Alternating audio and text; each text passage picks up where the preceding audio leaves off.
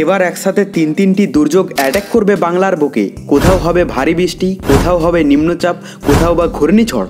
কিন্তু ঠিক কোন এলাকায় কোন দুর্যোগ অ্যাটাক করবে এবং কোন দিকেই বা ঘূর্ণিঝড়ের দাপট চলবে তা নিয়ে এই ভিডিওতে আপনাদেরকে বিস্তারিতভাবে জানিয়ে দেব।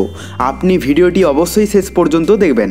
ভিডিওটি ভালো লাগলে একটি লাইক করবেন, আর এইরকমই লেটেস্ট ও হেল্পফুল ভিডিওগুলি সবার প্রথম দেখার জন্য আমাদের চ্যানেলটিকে সাবস্ক্রাইব করে পাশের বেল আইকনটি বাজিয়ে দেবেন।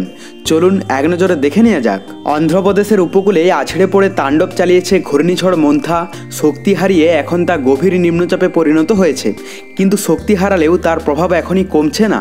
পশ্চিমবঙ্গের একাধিক জেলায় আরও কিছুদিন ভারী বৃষ্টি চলবে, সেই সঙ্গে ঝড়ো হাওয়ার সতর্কতা জারি করা হয়েছে কলকাতাতেও। আলিপুর আবহাওয়া দপ্তর জানিয়েছে, মঙ্গলবার রাতে অন্ধ্রপ্রদেশের উপকূলে আছড়ে পড়ার পর ঘূর্ণিঝড় মন্থা ঘন্টায় 15 কিলোমিটার বেগে উত্তর উত্তর পশ্চিম দিকে এগিয়েছে। বুধবার সকালে তা শক্তি হারিয়ে গভীর নিম্নচাপে পরিণত হয়ে গিয়েছে।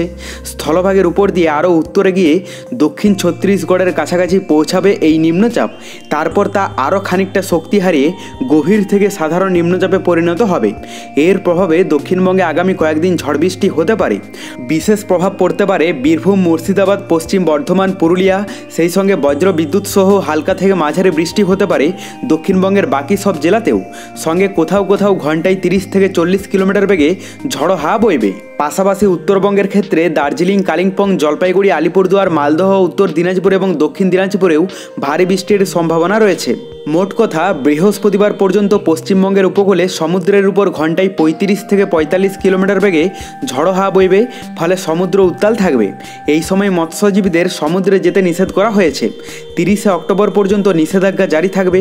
তাই মেঘলা আকাশের কারণে সর্বোচ্চ তাপমাত্রা আপাতত কয়েকদিন স্বাভাবিকের চেয়ে কম থাকতে পারে। এদিকে বাংলাদেশের কথা বলতে গেলে আজ থেকে আগামী 48 ঘন্টার মধ্যে দেশের অধিকাংশ স্থানে দমকা হাওয়া সহ বজ্রবৃষ্টির সম্ভাবনা আছে। ইতিমধ্যেই কিছু কিছু স্থানে শুরু হয়েছে। এর মধ্যে রাজশাহী, রংপুর, ময়মনসিংহ এবং সিলেট বিভাগের সকল জেলা এবং টাঙ্গাইল, মানিকগঞ্জ, ঢাকা, গাজীপুর, নরসিংদী, নারায়ণগঞ্জ, মুন্সিগঞ্জ, চুয়াডাঙ্গা, মেহেরপুর, কুষ্টিয়া, ফরিদপুর ও এর আশেপাশের বেশ কিছু স্থানে মাঝারি থেকে ভারী বৃষ্টির সম্ভাবনা আছে। এছাড়া খুলনা, ঢাকা বিভাগের বাকি জেলাগুলিতেও বৃষ্টি হতে পারে। দেশে সক্রিয় হয়েছে বৃষ্টি বলে আঁখি, চলতে পারে 2 তারিখ পর্যন্ত। তবে অনুকূল পরিবেশ বজায় থাকলে কিছু কিছু স্থানে 3 তারিখ পর্যন্তও চলতে পারে। তবে পরবর্তীতে আবার নতুন কোনো দুর্যোগের আভাস পেলে আমরা আপনাদেরকে জানিয়ে দেব। তার জন্য চ্যানেলটিকে সাবস্ক্রাইব করে রাখতে ভুলবেন না। আর ভিডিওটি প্রচুর পরিমাণে আপনার ফ্রেন্ডসদেরকে শেয়ার করে তাদেরকেও দেখার সুযোগ করে দেবেন। Bye bye guys.